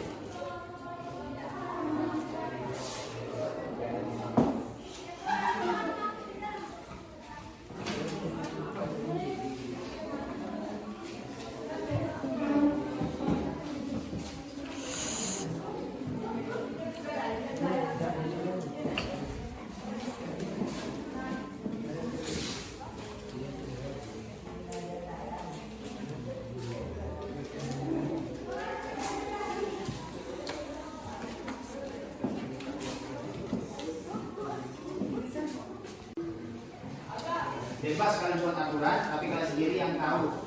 Kalau yang terjadi pada saya, ketika saya melanggarnya, berarti saya tahu akan bertanggung jawab. Jadi atas perbuatan yang saya lakukan ketika di dalam belajar. Silakan. Boleh di dalam satu kertas itu 1 tulisan, boleh 3 tulisan, terserah kita buat.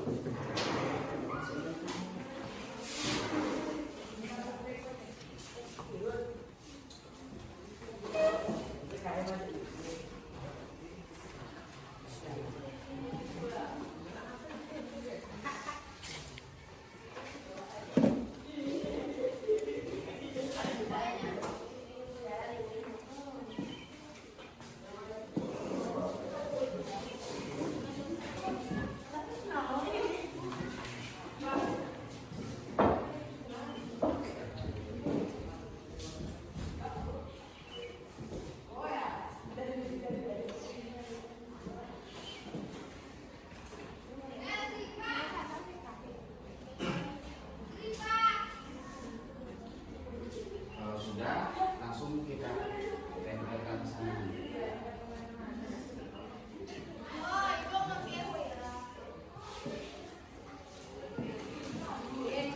Kalian punya aturan, tapi kalian juga yang akan mampu menanggung jawab dari aturan yang kalian, keyakinan yang kalian buat. Itu dia.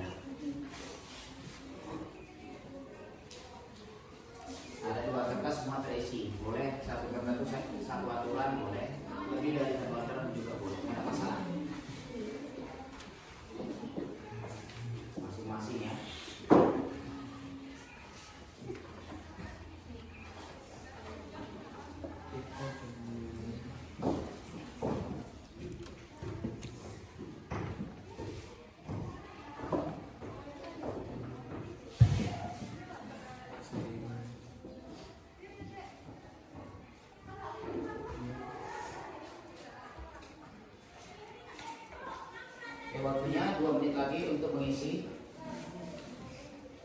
keyakinan kelas. Setelah itu nanti kita tempelkan pada kertas yang sudah sediakan, kertas plano di sini.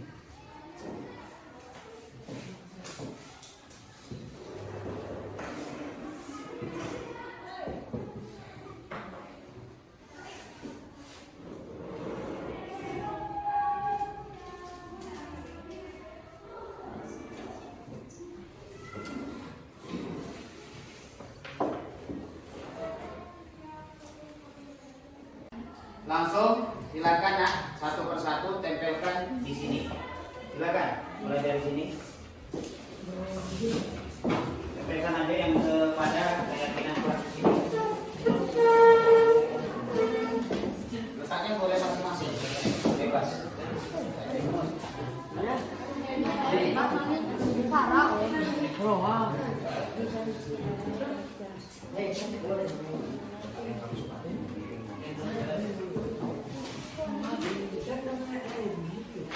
Oke, silakan lanjut jawaban.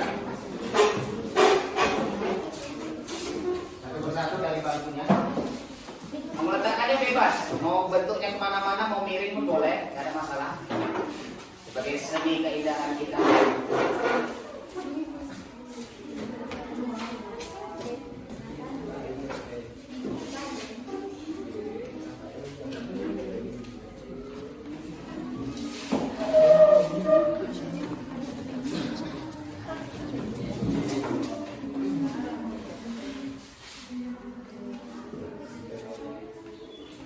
Ya, silakan terus.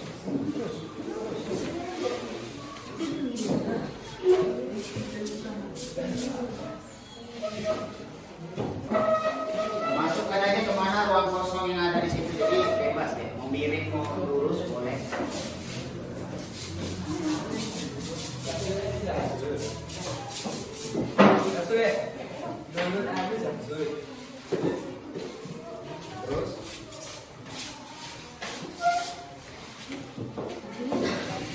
Karena yang kosong-kosong itu masukkan terus di rendah, masukkan yang kosong-kosong terus.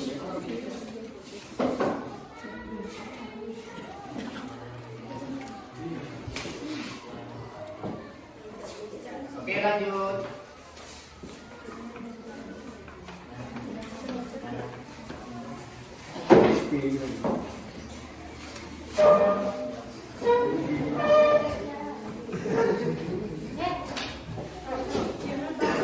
Boleh, sama terus lagi.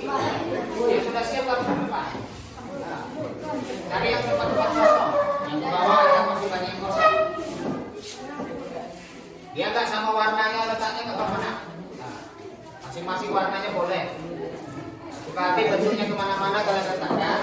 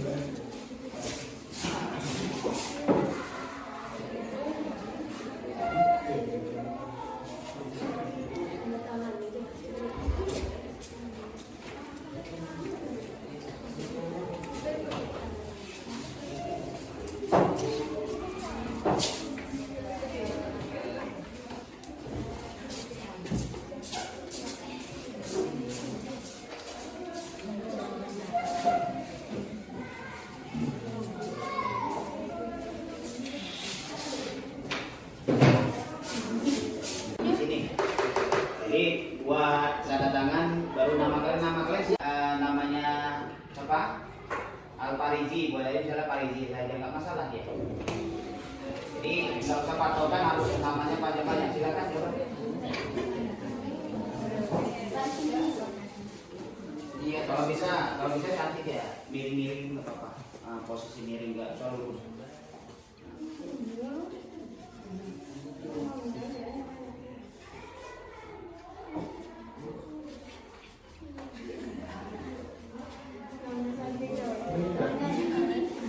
Oke, silakan.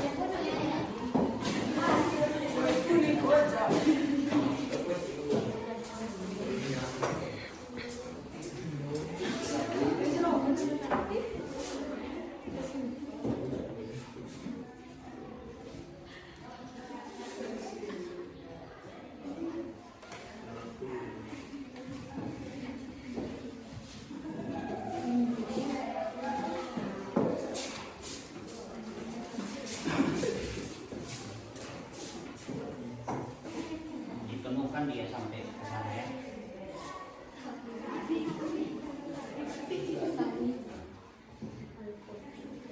Lanjut terus.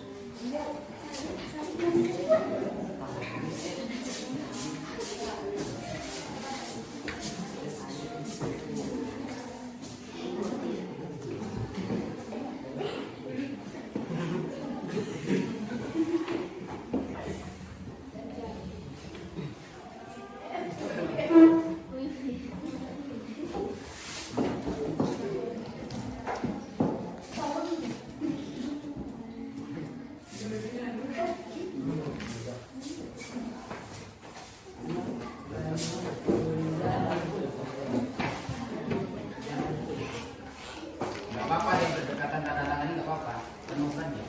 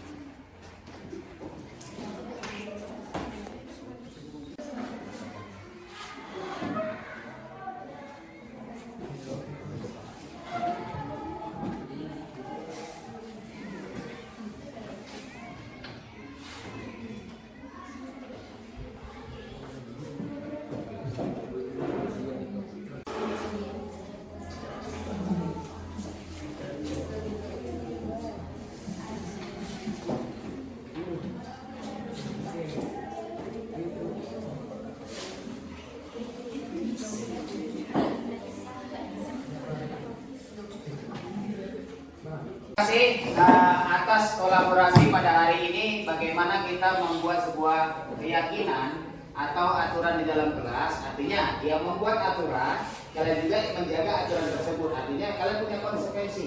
Seandainya saya melanggar dari aturan yang saya buat, maka konsekuensi saya adalah mampu bertanggung jawab dari atas apa yang saya lakukan atas perbuatan pada keyakinan kelas yang ada kalian tempelkan. Jadi lebih dan kurangnya saya ucapkan terima kasih karena kita sudah mampu bekerja sama dengan membuat sebuah aturan atau kesepakatan untuk menentukan keyakinan kelas ketika kita melaksanakan pembelajaran. Seakhiri, assalamualaikum warahmatullahi wabarakatuh. Waalaikumsalam warahmatullahi wabarakatuh. Assalamualaikum warahmatullahi wabarakatuh.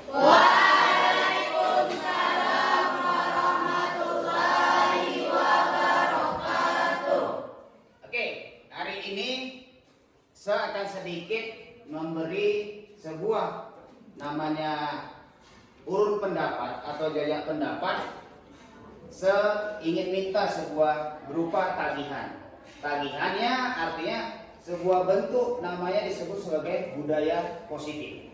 Budaya positif artinya bagaimana kita membuat sebuah perilaku yang merubah perilaku yang negatif ke arah yang lebih positif dengan memakai sebuah bentuk yang disebut sebagai keyakinan kelas.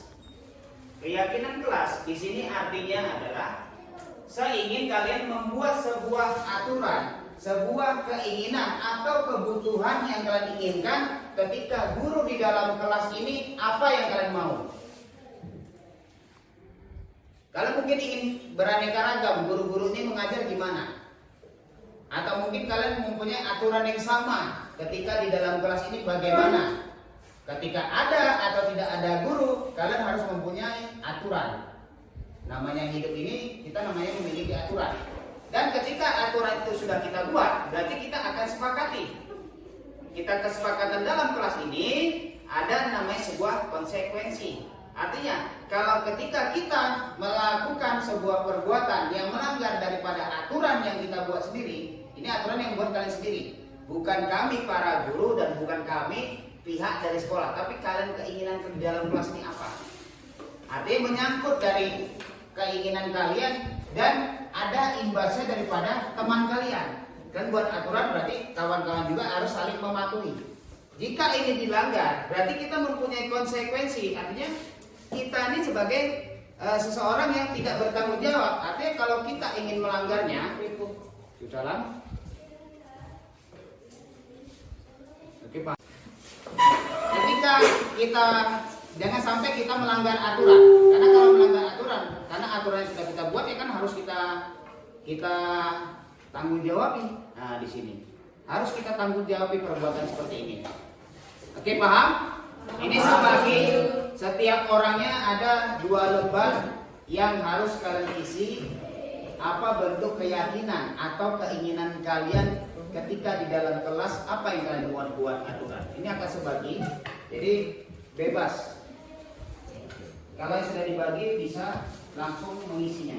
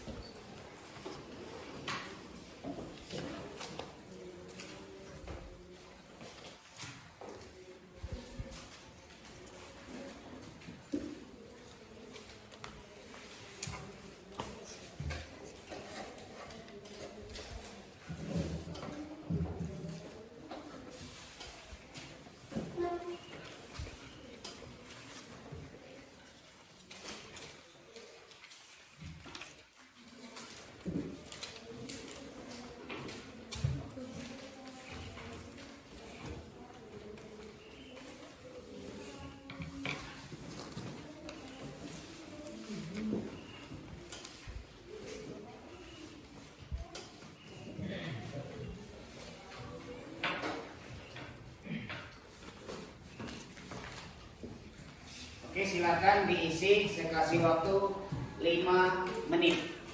Dari 2 lembar yang kalian isi berupa bentuk aturan atau keyakinan yang kalian inginkan di dalam kelas ini. Silakan. Setiap manusia pasti memiliki sebuah aturan.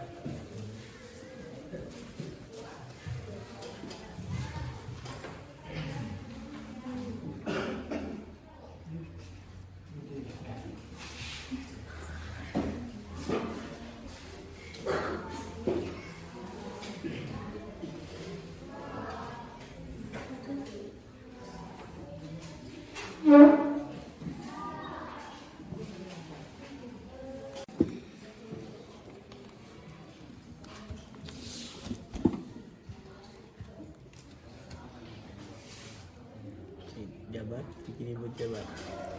Hancur ini.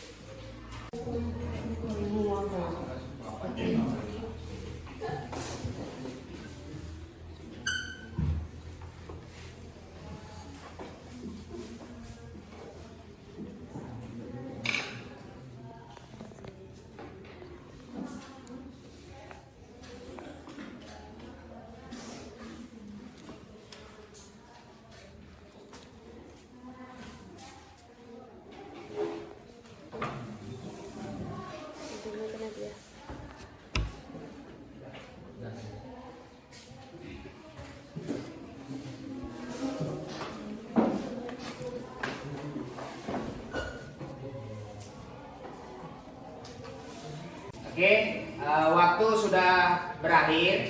Di sini aturannya satu persatu ke depan untuk menempelkan hasil dari keyakinan kelas yang kalian buat.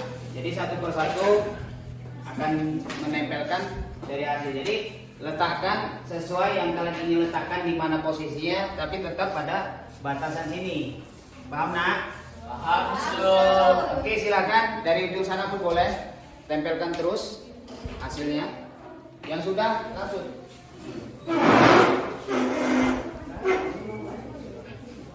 Letakkan di mana yang kamu inginkan.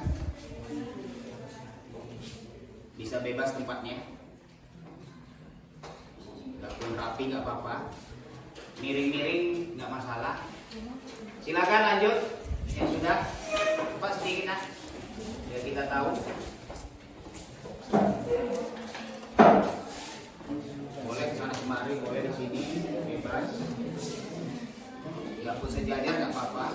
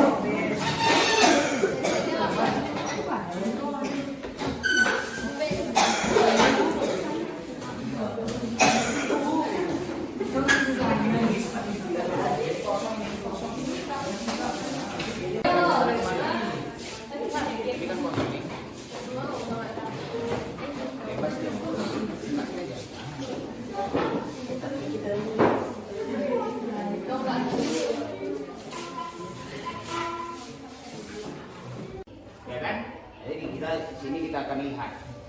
Oke, selanjutnya setelah kalian sudah membuat namanya sebuah keyakinan kalian tentang kelas untuk dari maksud pembelajaran itu, maka seminta di sini adalah kalian menandatangani kesepakatan atau keyakinan yang telah kalian buat.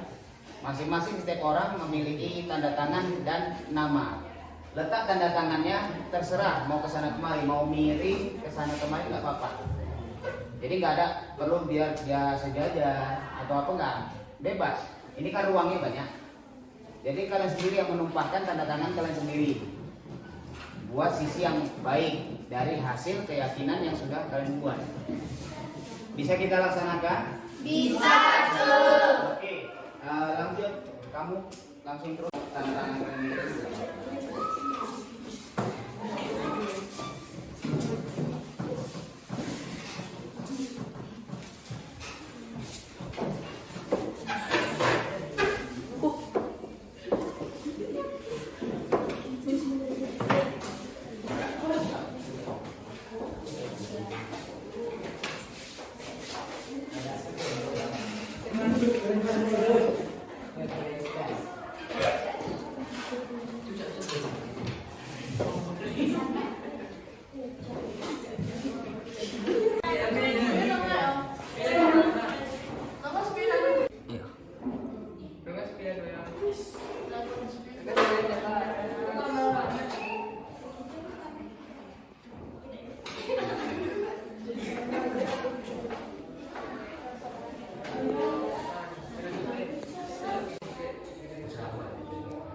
Silakan bebas. Namanya Tanda tangan dulu.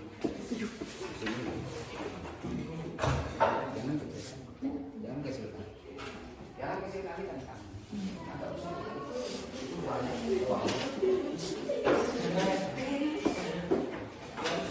Terima kasih atas kolaborasi kita bersama, kerjasama kita atas keyakinan yang kalian buat dan kalian sepakati dengan tanda tangan di sini, maka inilah aturan yang akan kita terapkan selama pembelajaran kita berlangsung. Artinya inilah keinginan kalian yang kami akan penuhi dan kami akan berikan yang terbaik untuk kalian dengan keyakinan atau sebuah aturan yang kalian katakan ini loh yang cocok sama kami, sama guru kami.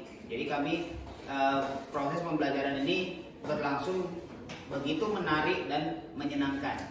Inilah namanya sebuah keyakinan kelas yang kami buat, yang kami mau pada guru-guru yang ada di sini. Seperti inilah, makanya kami membuat dan kami menandatangani dengan kesepakatan yang ada di sini. Oke, sekian dan namanya dikatakan. Coba seluruhnya nanti kita setelah session penutupan ini kita akan berfoto bersama. Mungkin hanya ini saja yang bisa saya sampaikan kepada kalian. Saya ucapkan terima kasih dan saya akhiri. Assalamualaikum warahmatullahi wabarakatuh. Waalaikumsalam warahmatullahi wabarakatuh. Turning off my mind so I get by. I just wanna be happy.